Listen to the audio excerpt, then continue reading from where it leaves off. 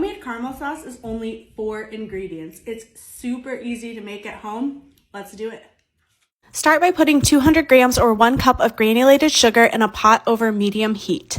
Then add 57 grams or a quarter cup of water, being careful not to splash sugar up the sides of the pot.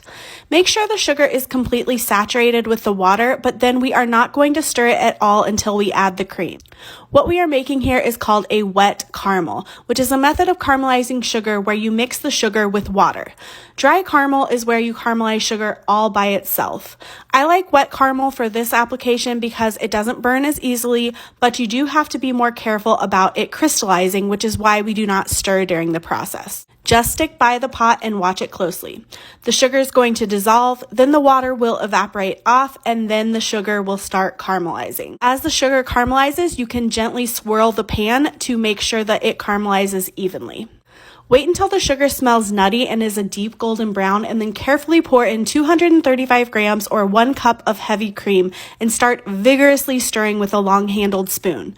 It is going to bubble up a lot when you first pour it in, so stand back and be careful. Keep cooking it for about 3 to 5 more minutes while stirring until it thickens up. Now for a sauce application, you really don't need a candy thermometer, but if you do want to check the temperature, you want to heat it to about 225 degrees Fahrenheit, which is 107 degrees Celsius. And the hotter you cook the mixture, the thicker it will become. And don't forget to add salt. I usually add about a half teaspoon of kosher salt, but you can taste and adjust accordingly. Then just pour it into a heat-proof container. That is literally all there is to it.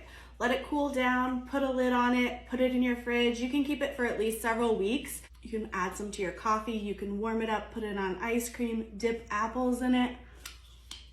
Seriously, so good. That's all she wrote, and now you know that